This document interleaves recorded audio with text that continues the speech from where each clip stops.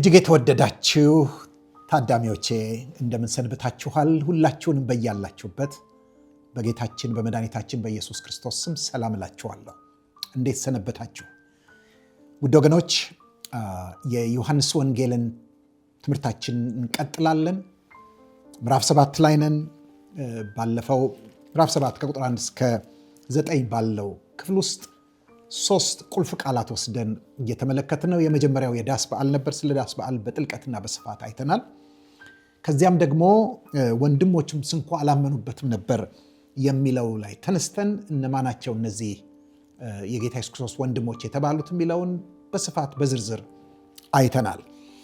ዛሬ በዚሁ ክፍል ውስጥ የምናተኩርበት ሐሳብ ጊዜ ገና አልደረሰም፣ ለእናንተ ጊዜያችሁ ሁሉ የተመቸ ነው ብሎ ጌታ ኢየሱስ ክርስቶስ ሲል ምን ማለቱ ነው? ክፍሉን ላንብበው፣ አጭር ጸሎት እንጸልይ፣ ከዚያ ደግሞ ጠልቀን እንገባለን።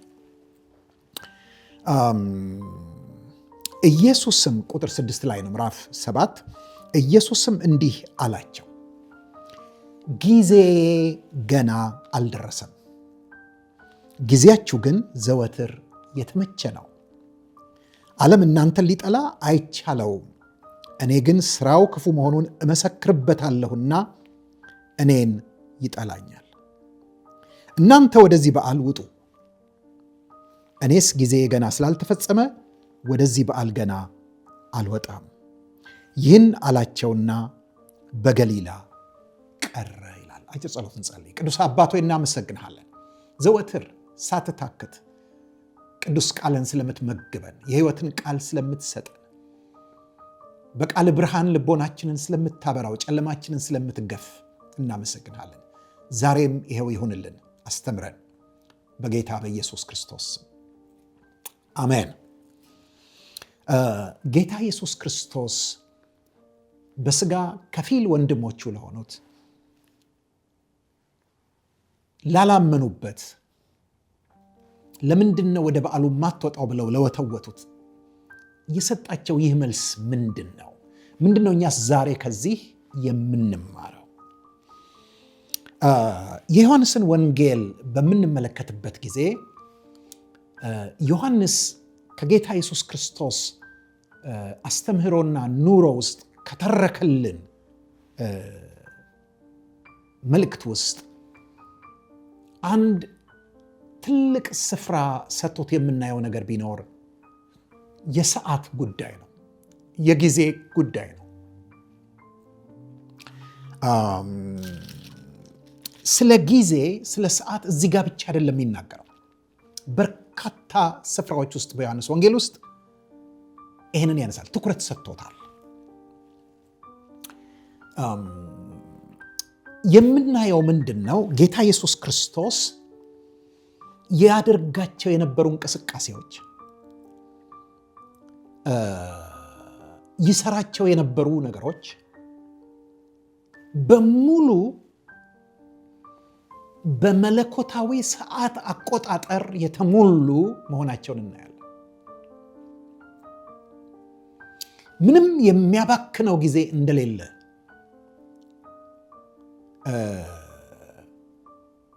የሚያደርገውን ነገር የሚወስነው በዙሪያው ያለው ሁኔታ፣ የሰዎች ሁኔታ፣ የመሪዎች ሁኔታ ወይም የአየሩ ጠባይ ወይም ደግሞ የኢኮኖሚው፣ የፖለቲካው፣ የማህበራዊው ኑሮ ሁኔታ ሳይሆን ጌታ ኢየሱስ ክርስቶስ እንቅስቃሴውን በሙሉ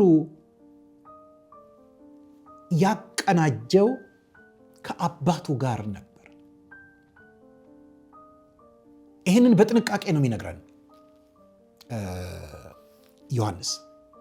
እግዚአብሔር በጊዜ ውስጥ አይኖርም፣ ነገር ግን በጊዜ ውስጥ ይሰራል። ጊዜን የፈጠረ ነው፣ ግን ጊዜን ይጠቀማል። እኛ የሰው ልጆች የምንኖረው በጊዜና በቦታ ውስጥ ነው፣ ታይም ኤንድ ስፔስ። ስለዚህ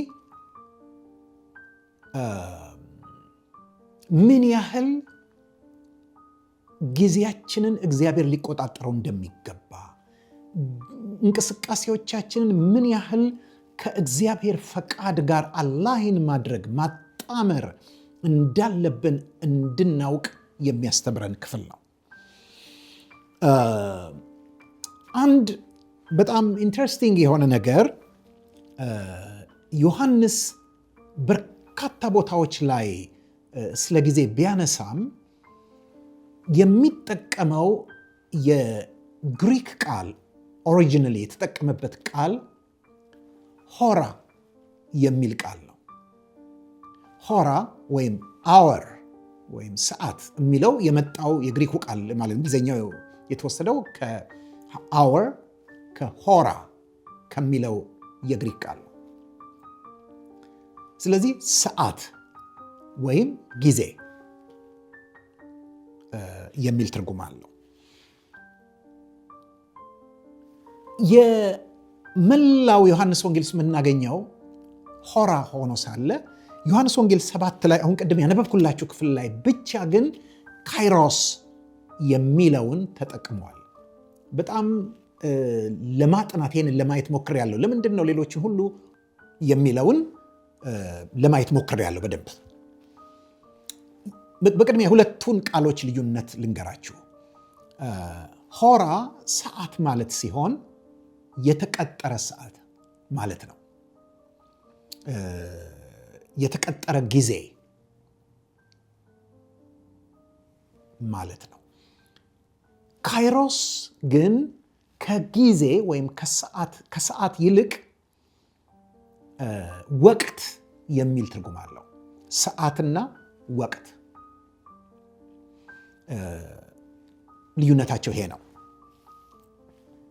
ኦኬ፣ ምንድነው ዮሐንስ በወንጌል ውስጥ ስለ ሰዓት የሚያስተምረን? ከምዕራፍ 2 እንጀምር። ምዕራፍ 2 ላይ እንደምታውቁት በሦስተኛው ቀን በገሊላ ቃና ሰርግ ነበረ። የኢየሱስ እናት በዚያ ነበረች። ኢየሱስም ደግሞ ደቀ መዛሙርቱም ወደ ሰርጉ ታደሙ። የወይን ጠጅም ባለቀ ጊዜ የኢየሱስ እናት የወይን ጠጅ እኮ የላቸውም አለችው። ኢየሱስም አንቺ ሴት ከአንቺ ጋር ምን አለኝ? ጊዜ ገና አልደረሰም አላት። ሆራ ሰዓቴ አልደረሰም አላት። ምን ማለቱ ነው ጌታ ኢየሱስ ክርስቶስ? በጊዜው ይሄንን ክፍል ባየንበት ጊዜ በደንብ አይተነዋል። ወደ ኋላም ሄዳችሁ ተመልሳችሁ በስፋት ማየት ትችላላችሁ። ነገር ግን አንድ አስታውሻችሁ ማለፍ የምፈልገው ነገር የጌታ ኢየሱስ ክርስቶስ እናት ማርያም የጠየቀችው እዚህ ጋር ውሃ ወደ ወይን ጠጅ እንዲለወጥ አይደለም፣ ዝም ብሎ ወይም እንዲሁ ኢንፎርሜሽን ልትሰጠው አይደለም። ወይን ጠጅ አልቆባቸዋል ብላ ያገናኘችው ከእርሱ ክርስቶስነት ጋር ነው። ምክንያቱም ሩቅ ሳንሄድ በትንቢተ አሞጽ ላይ የተነገረ ትንቢትና መሲሁ ሲመጣ ይፈጸማል ብለው አይሁድ ይጠብቁት የነበረ ንግርት ነበር። በዚያን ጊዜም ይላል፣ በዚያን ጊዜ ማለት መሲሁ በሚመጣበት ጊዜ ተራሮች በተሃ ወይን ጠጅ ያፈሳሉ ይላል።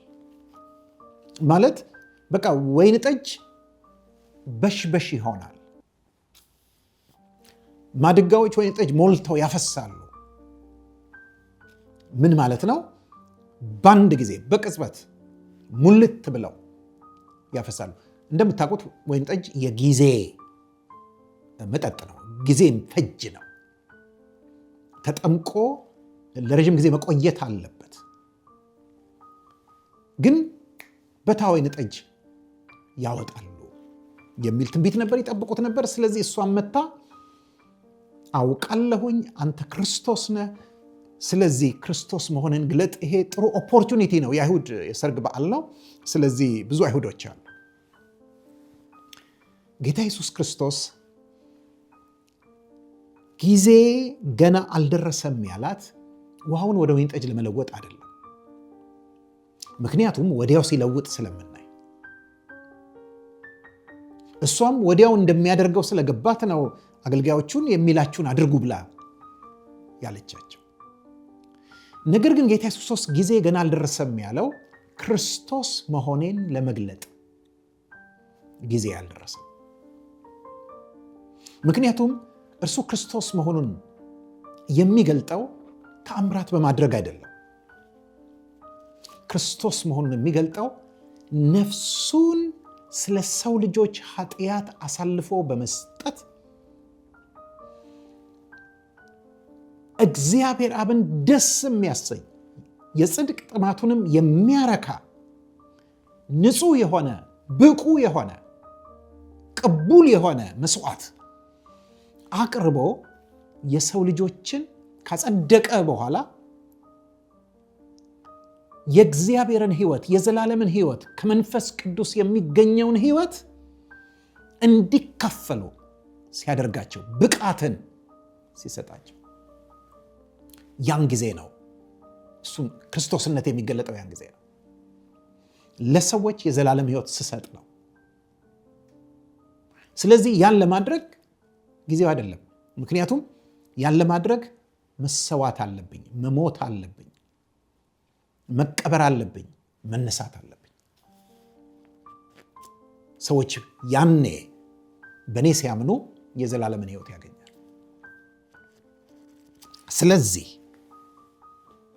ስለዚህ ጊዜ ገና አልደረሰም ሲላት እናያለን። የጊዜ ነገር እንዳልኳችሁ በጣም ብዙ ቦታ ላይ መነሳቱን በዮሐንስ ወንጌል ውስጥ የምናየው፣ ለምሳሌ በምዕራፍ 4 ላይ ለሰማርያዊቱ ሴት ተመሳሳይ ነገር ሲነግራት እናያለን። ለምሳሌ ምዕራፍ 4 ቁጥር 21 ላይ ሄደን ብንመለከት ኢየሱስም እንዲህ አላት፣ አንቺ ሴት እመኚኝ፣ በዚህ ተራራ ወይም በኢየሩሳሌም ለአብ የማትሰግዱበት ጊዜ ይመጣል። በኢየሩሳሌም ወይም በዚህ ተራራ ለአብ የማትሰግዱበት ጊዜ መጥቷል አይደለም ያለው፣ ይመጣል። ምን ማለት ነው? በኢየሩሳሌም መሰገድ የሚያቆምበት ጊዜ ይመጣል። በዚህም ተራራ መሰገድ የሚያቆምበት ጊዜ ይመጣል። ስለ መቼ እየተናገረ ነው? ስለ 70ኛው ዓመተ ምህረት በ70ኛው ዓመተ ምህረት ስለሚመጣው የሮማ ጄኔራል ቲቶ በኋላ ወደ ኢየሩሳሌም ወደ ሮም ሄዶ ቄሳር የሆነው። ከዛስ ይመጣና ሰራዊቱን ይዞ መጥቶ ኢየሩሳሌምን ያፈርሳል። የእስራኤል ሕዝብ ይበተናል። በዚህ ስፍራ አምልኮ ይቆማል። አይገርማችሁም? ላለፉት 2000 ዓመታት ይሄ እውነት ሆኖ ኖሯል። ያ መቅደስ እንደፈረሰ ነው ዛሬም ያለው። ስለዚህ በኢየሩሳሌምም በሰማርያም ተራራ ስግደት የለም። ስለዚህ የማይሰግዱበት ጊዜ ይመጣል። እናንተ ስለማታውቁት ትሰግዳላችሁ፣ እኛ መዳን ከአይሁድ ነውና ለምናውቀው እንሰግዳለን። ነገር ግን በእውነት የሚሰግዱ ለአብ በመንፈስና በእውነት የሚሰግዱበት ጊዜ ይመጣል፣ አሁንም ሆኗል። በጣም ነው የሚገርመው። ተመልከቱ፣ መቅደሱ የሚፈርስበት የእስራኤል ሕዝብ የሚበተንበት ጊዜ ነው ይመጣል ያለው። አሁን ሆኗል አላለም እሱ። ገና ቢያንስ ይህንን ጌታ ሲናገር አንድ 40 ዓመት ይቀረዋል። ነገር ግን በእውነትና በመንፈስ ለአብ የሚሰግዱበት ጊዜ ይመጣል፣ አሁንም ሆኗል ያለው ለምንድን ነው? ሰዎች በእግዚአብሔር መንፈስ በጌታ በኢየሱስ ክርስቶስ አምነው እግዚአብሔርን ማምለክ ጀምረዋል። እግዚአብሔርን ማምለክ ማለት በእውነትና በመንፈስ ማለት ምን ማለት ነው? እውነት ማለት ስለ ክርስቶስ ኢየሱስ የተነገሩትን፣ የተባሉትን፣ የተጻፉትን ማመን ማለት ነው። እውነት ማለት እሱ ነው። እሱ ነው እውነት። በነገራችን ላይ አሌቲያ የሚለው የግሪክ ቃል እዚህ ጋር እውነት የሚለው ፋክት ማለት አይደለም፣ ትክክል ማለት አይደለም፣ ወይም ደግሞ አንድ ሲደመር አንድ ይሆናል 2 ማለት አይደለም። ይሄ እውነት ማንኛውም ትክክል የሆኑ እውነት የሆኑ ሀቅ የሆኑ አረፍተ ነገሮች ማለት ሳይሆን ስለ ኢየሱስ ክርስቶስ ማንነትና የማዳን ስራ የተነገሩ እውነቶች ማለት ነው። ስለዚህ ያንን በማመን እውነትን እና ደግሞ በመንፈስ ዳግም በመወለድ በእግዚአብሔር መንፈስ በመሞላት ነው እግዚአብሔር። ስለዚህ ይህ ነገር ጀምሯል፣ አሁንም ሆኗል ብሎ ይላታል። ስለዚህ ጊዜ ሆራ ይመጣል፣ ሰዓት ይመጣል ብሎ ሲል እናያለን። ከዛም ቀጥሎ ምዕራፍ 5 ላይ ሄደን ስንመለከት ቁጥር 25 ላይ ጌታ ኢየሱስ ክርስቶስ ስለ ትንሣኤ ሙታን ሲናገር ሁለት አይነት ትንሣኤ እንዳለ ከዚህ ቀደም አይተነዋል። አንደኛው ሰዎች በኢየሱስ ክርስቶስ ሲያምኑ ማለት ድምፁን ሲሰሙ በኢየሱስ ክርስቶስ ሲያምኑ ያኔ በመንፈስ ሕያው ይሆናል። ቀጥሎ ደግሞ ከሞቱ በኋላ ሰዎች መለከት ሲነፋ ጌታ ኢየሱስ ክርስቶስ ሲመጣ ድምፁን ሲሰሙ ይነሳሉ በአካል። እሱን በተናገረበት ክፍል ውስጥ ቁጥር 25 ላይ ምዕራፍ 5 እውነት እውነት እላችኋለሁ ሙታን የእግዚአብሔርን ልጅ ድምፅ የሚሰሙበት ሰዓት ይመጣል፣ ሆራ ይመጣል፣ እርሱም አሁን ነው፣ የሚሰሙትን በሕይወት ይኖራሉ ብሎ አሁን እየሰሙ ያሉ የእሱን ድምፅ እያመኑ ያሉ በሕይወት እየኖሩ እንደሆነ የተናገረበት ነው። ነገር ግን ቁጥር 28 ላይ በመቃብር ያሉት ሁሉ ድምፁን የሚሰሙበት ሰዓት ሆራ ይመጣል አለና አሁን ሆኗል አላለም። ምክንያቱም ገና ነው። መልካም ያደረጉ ለሕይወት ትንሣኤ፣ ክፉ ያደረጉ ለፍርድ ትንሣኤ ይወጣሉና በዚያ ተርጉ። ስለዚህ የመንፈስም ትንሣኤ የስጋም ትንሣኤ የሚሆንበት ሰዓት እንዳለ፣ የመንፈስ ትንሣኤ ሰዓቱ ኦልሬዲ እንደደረሰ፣ የስጋ ትንሣኤ ደግሞ ገና እንደሆነ ጌታ ኢየሱስ ክርስቶስ በዚህ ክፍል ተናግሯል። እዚህ ጋም ሰዓትን ሲያነሳ እንመለከታለን። ከዛ ደግሞ በመቀጠል እዚሁ ምዕራፍ 7 ላይ ቅድም ያየነው ታሪክ አለ። ቁጥር 30 ላይም ይህንኑ ተመሳሳይ ነገር እንመለከታለን። ለምሳሌ ጌታ ኢየሱስ ወደዚህ ወደ ዳስ በዓል ከወጣ በኋላ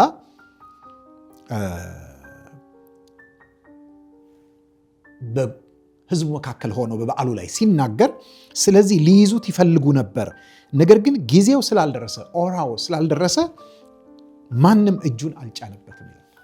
ስላልፈለጉ አይደለም ያልያዙት፣ ስላልፈለጉ አይደለም ወደ ፍርድ ያልጎተቱት፣ ጊዜው ግን አልደረሰም ይለናል። ቀጥሎ ስለ ጊዜ የሚነሳበት ክፍል ምዕራፍ 8 ቁጥር 20 ነው። ምዕራፍ 8 ቁጥር 20 ላይ እንደዚሁ ከግድያ ጋር ተያይዞ አይሁድ ዘወትር ሊገሉት ይፈልጋሉ እና የሆነውን ስንመለከት ለምሳሌ ቁጥር 19 ላይ ምዕራፍ 8 ኢየሱስም መልሶ እኔንም ወይም አባቴን አታውቁም፣ እኔንስ ብታውቁኝ አባቴን ደግሞ ባወቃችሁ ነበር አላቸው። ኢየሱስም በመቅደስ ሲያስተምር በግምጃ ቤት አጠገብ ይህን ነገር ተናገረ። ጊዜው ገና አልደረሰምና ማንም አልያዘውም ይላል። የተናገረው ነገር ከባድ ነው። እኔንም ወይም አባቴን አታውቁም ብሎ እኩል አድርጎ እኔና አባቴ ብሎ እነሱ ያህዌ ብለው የሚሉትን ፈጣሪ አምላክ በጣም የሚያከብሩትን ስሙን እንኳን የማይጠሩትን እኔና እሱ አንድ ነን፣ አባትና ልጅ ነን፣ እኩል ነን፣ አንድ አይነት ነን ብሎ ሲል ይሄ ለአይሁድ ትልቅ ብላስፌሚ ነው፣ ትልቅ ስድብ ነው። ስለዚህ የሚያስገድል ነው። ግን ሊይዙት አልቻሉም። ለምን? ሆራው ጊዜው ስላልደረሰ ብሎ ይለናል። ምዕራፍ 9 ላይ ስንመጣ ጌታ ክርስቶስ ያንን ከመወለዱ ጀምሮ ዕውር የነበረውን ሰው አይኑን በከፈተ ጊዜ ለደቀ መዛሙርቱ ያለው ነገር ነበር። ምን ብለው ጠየቁት? ይሄ ሰው ዕውር ሆኖ እንዲወለድ ኃጢአት የሰራ ማን ነው? እርሱ ወይስ ወላጆቹ ብለው ሲጠይቁት ኢየሱስም እንዲህ ብሎ መለሰ። ምዕራፍ 9 ላይ ነኝ ቁጥር 3 የእግዚአብሔር ሥራ በእርሱ እንዲገለጥ ነው እንጂ እርሱ ወይም ወላጆቹ ኃጢአት አልሰሩም። ቀን ሳለ የላከኝን ሥራ ላደርግ ይገባኛል። ማንም ሊሰራበት የማይችልባት ሌሊት ትመጣለች። በዓለም ሳለው የዓለም ብርሃን ነኝ። ተመልከቱ፣ ጌታ ኢየሱስ ክርስቶስ የሚያደርገውን ሁሉ ከሰዓት ጋር ከጊዜ ጋር እንደሚያገናኘው እንመለከታለን። ምዕራፍ 11:9 ላይ ሄደን ስንመለከት ተመሳሳይ ነገር እናገኛለን። እሱ ደግሞ ይሄ ደግሞ በጣም ሚነካ ነገር ነው። ስንደርስበት በስፋት እናየዋለን። ጌታ ኢየሱስ ክርስቶስ አይሁድ ሊገሉት ሲፈልጉ ስለነበር ዮሐንስ መጀመሪያ ያጠምቅበት ወደ ነበረው ስፍራ ወደ ዮርዳኖስ መጥቶ እዛ ሲኖር አልዓዛር ታመመ። እህቶቹ ደግሞ በጠና የምትወደው በጠና ታሟል ድረስ ብለው ላኩበት። በዚህ 4 ቀን ቆየ። ከ4 ቀን በኋላ ደግሞ ወንድማችን አልዓዛር አንቀላፍቷልና ተኝቷልና ሄደን እናስነሳው ብሎ አላቸው እና ያን ጊዜ ወዴት ነው እንመለስ ያለው?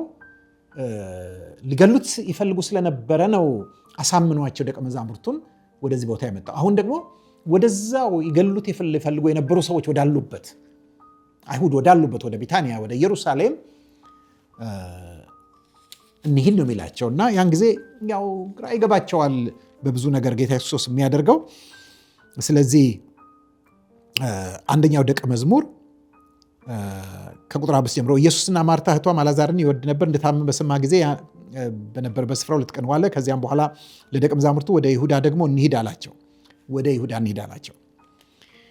ደቀ መዛሙርቱ መምህር ሆይ አይሁድ ከጥቂት ጊዜ በፊት ሊወግሩህ ይፈልጉ ነበር፣ ደግሞም ወደዚያ ትሄዳለህን አሉት። የመለሰላቸው መልስ ምንድን ነው?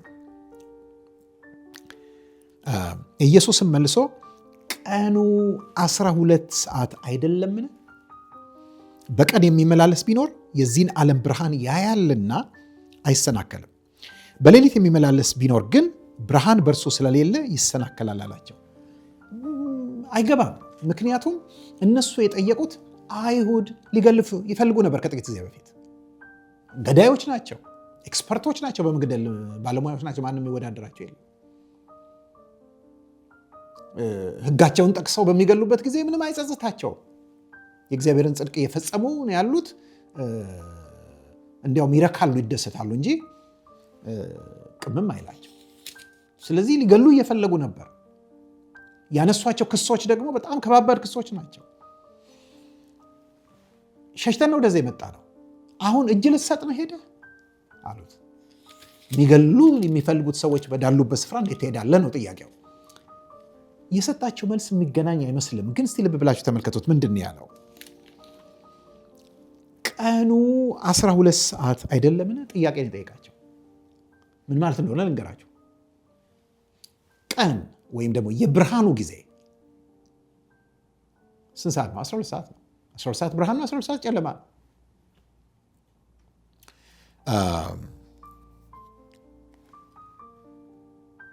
ማን የደነገገው ይሄንን? እግዚአብሔር አይደለ? ተፈጥሮ ነው ማለት የዩናይትድ ኔሽን የጸጥታው ምክር ቤት አይደለም ይሄን የወሰነው። የሮማ ቄሳር አይደለም ይሄንን የሚወስነው። ይሄ ሳይንቲስቶች ተሰብስበው ያደረጉት ነገር አይደለም፣ ወይም ባለጠጎች ወይም ሀያላን። ይሄ እግዚአብሔር የወሰነው የደነገገው ነገር ነው። የፍጥረት ሕግ ነው። ሌሊትና ቀን ብሎ በዘፍጥረት ምዕራፍ 1 ላይ የደነገገው። ስለዚህ ቀኑ ብርሃኑ 12 ሰዓት ነው። ኦኬ፣ እንደዛ ከሆነ ሰዎች ስለፈለጉ ተሰብስበው ተማክረው ስልጣን ስላላቸው፣ ኃይል ስላላቸው፣ ገንዘብ ስላላቸው፣ እውቀት ስላላቸው ይሄንን 12 ሰዓት ወደ 10 ሰዓት ሊያሳጥሩት ይችላሉ፣ ወይም ወደ 14 ሰዓት ሊያሳድጉት ይችላሉ። ኖ፣ አይችሉም። እና በሰዓቱ ነው የሚጠልቀው ፀሐዩና ቀኑ የሚያልቀው። አዎ፣ የኔም ህይወት የተደነገገው በአብ ነው፣ የምድር ቆይታዬ። ስለዚህ እኔ ስለሄድኩኝ ስላልሄድኩኝ አይደለም፣ ሰዓቱ ሲደርስ ነው። ስለዚህ ሰዓቱ ሳይደርስ የሚሆን ምንም ነገር የለም። እና ደግሞ እኔ በምድር እስካለው ድረስ የዓለም ብርሃን ነኝ። ቅድም ምዕራፍ 9 ላይ ተነዋል። የዓለም ብርሃን ነኝ። ስለዚህ እኔ ደግሞ ባለሁበት ብትሄዱ ከኔ ጋር በሽሽትም ይሁን ወደዛም ከዛ ወደዚህም ይሁን ከዚህ ወደዛ ብትሄዱ አትሰናከሉም። ምክንያቱም ብርሃን አብሯችኋል። እኔ እስካለው ድረስ ቀን ነው ማለቱ ነው። ስለዚህ የሰዓትን ጠቀሜታና ጌታ ኢየሱስ ሰዓት ላይ ምን ያህል ትኩረት እንዳለው የሚያሳይ ክፍል ነው። ለዚህ ነው ምዕራፍ 12 ላይ ጌታ ኢየሱስ ክርስቶስ በድጋሜ ቁጥር 23 ላይ ምን አለ?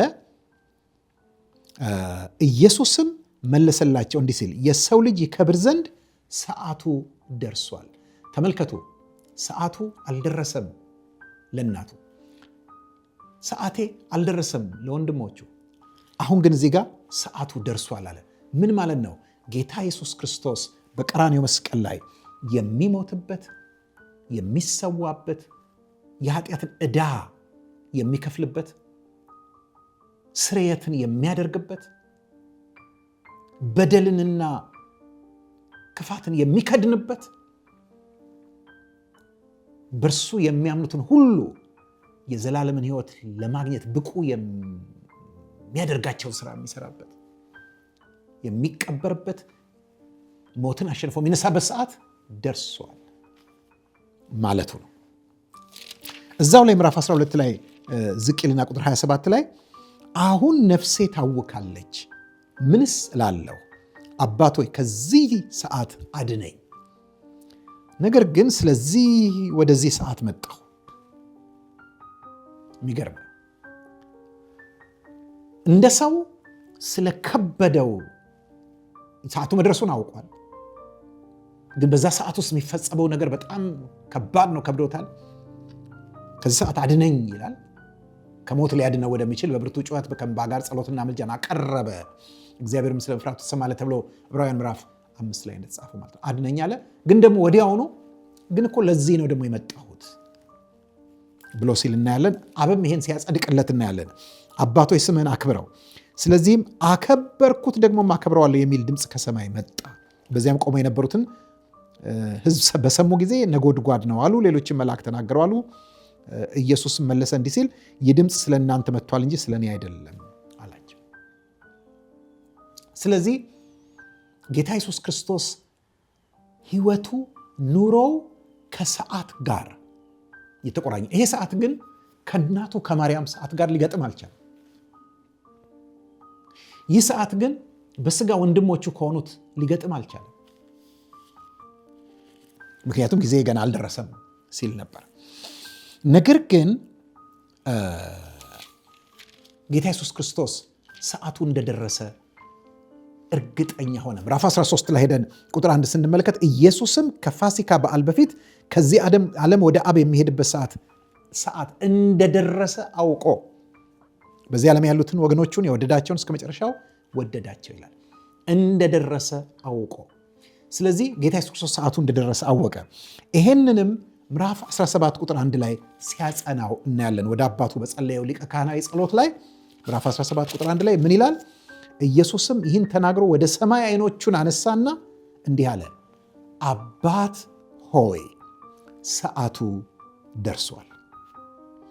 ልጅህ ያከብርህ ዘንድ በሥጋም ሁሉ ላይ ሥልጣን እንደሰጠኸው ለሰጠውም ሁሉ የዘላለምን ሕይወት ይሰጣቸው ዘንድ ልጅህን አክብረው። ሰዓቱ ደርሷል። ወገኖቼ እግዚአብሔር በሰዓት ውስጥ የሚሰራ አምላክ ነው። እኛም የምድር ቆይታችን በሰዓት የተወሰነ ነው። በእያንዳንዱ ሰዓት ውስጥ እግዚአብሔር ሊሰራ የሚፈልገው ነገር አለ። ስለዚህ ሰዓታችንን መሙላት ያለብን ከሰዎች ጋር አይደለም፣ ከሁኔታዎች ጋር አይደለም። የልብ ሰዓታችንን መሙላት ያለብን ከሰማይ ጋር ነው፣ ከእግዚአብሔር ጋር ነው። ጌታ ኢየሱስ ክርስቶስን የሰዓት ነገር ያሳስበው እንደነበረ እኛንም የሰዓት ነገር ሊያሳስበን ነገር። ይሄ ማለት ምን ማለት ነው? የመጣሁት በዓላማ ነው። እንደ ዝም ብሎ መልካም የተባለውን ነገር ሁሉ ላደርግ አይደለም። ስለዚህ ማድረግ ያለብኝን በጊዜው ማድረግ አለብኝ ማለቱ ነው። ደግሞ ማድረግ የሌለብኝን አለጊዜው ማድረግ የለብኝም። ጉዳዩ ነገሩ መደረግ አለበት የለበትም ብቻ ሳይሆን ሰዓቱ ነው ወይስ አይደለም የሚለው ነው። ጌታ ኢየሱስ ክርስቶስ ወደ በዓሉ ለመውጣት ሰዓት ያልደረሰም ብሎ ሲል፣ ጊዜ ገና አልደረሰም ብሎ ሲል እያለ ያለው ወደ በዓሉ አልወጣም አይደለም። ምክንያቱም ወጣ ወዲያው ነው። እርግጥ በገሃድ በአደባባይ አልወጣም። ለምንድን ነው? ሰዓቱ አልደረሰማ። በአደባባይ የሚወጣበት ሰዓት አለ። ትዝ ይላችሁ እንደሆነ መጨረሻ ላይ ሊሞት ሊሰዋ ወደ ኢየሩሳሌም በሄደ ጊዜ ሰዓቱ ስለደረሰ በጣም ይቸኩል ነበር፣ ይቀድማቸው ነበር፣ በፍጥነት ነበር የሚሄደው። ይደነቁ ነበር አካሄዱን ሁሉ እያዩ። መጨረሻ ላይም ወደ ኢየሩሳሌም የገባው በአጀብ ነው፣ በሆሳዕና ነው። የዘንባባ ዝንጣፊ ይዘው ሆ እያሉ ነው ተከትለውት የገባው። ለምን? ሰዓቱ ደርሷል። አሁን ግን በዛ መልክ በገሃድ የምገባበት ሰዓት ገና አልደረሰም ማለቱ ነው። ስለዚህ በምስጢር ወጣ፣ በስውር ወጣ። ወገኖቼ ሰዓታችንን እንወቅ፣ ጊዜያችንን እንወቅ። በኤፌሶን ምዕራፍ 5 ላይ ከቁጥር 17 ጀምሮ እንደተጻፈው ስለዚህ እንደ ጥበበኞች እንጂ ጥበብ እንደሌላቸው ሳይሆን እንዴት እንድትመላለሱ በጥንቃቄ ተጠበቁ፣ ቀኖቹ ክፉዎች ናቸውና ዘመኑን ዋጁ። ሆራ የጌታን ፈቃድ ምን እንደሆነ ወቁ እንጂ ሞኞች አትሁኑ። መንፈስ ይሙላባችሁ እንጂ በወይን ጠጅ አትስከሩ፣ ይህ ማባከን ነውና። በመዝሙርና በዝማሬ በመንፈሳዊም ቅኔ እርስ በርሳችሁ ተቀኙና ተነጋገሩ፣ በልባችሁ ለጌታ ተቀኙና ዘምሩ። ኢየሱስ ክርስቶስን እግዚአብሔር አብን በኢየሱስ ክርስቶስ በኩል ዘወትር እያመሰገናችሁ ኑሩ። ምን ማለት ነው? ሰዓቱን ማወቅ አለብን። እግዚአብሔር አይኖቻችንን ይግለጥ። እግዚአብሔር ልቦናችንን ያብራ። እግዚአብሔር የእርሱን ጊዜ አቆጣጠርና የእርሱን ሰዓት ይግለጥልን፣ ፈቃዱንም እንድናደርግ ይርዳል። ወገኖች በነበረን ጊዜ እንደተጠቀማችሁ አስባለሁ። ኮሜንታችሁን፣ አስተያየታችሁን፣ ጥያቄዎቻችሁን ጻፉልን። በሚቀጥለው ፕሮግራም እስክንገናኝ ደህና ቆዩ።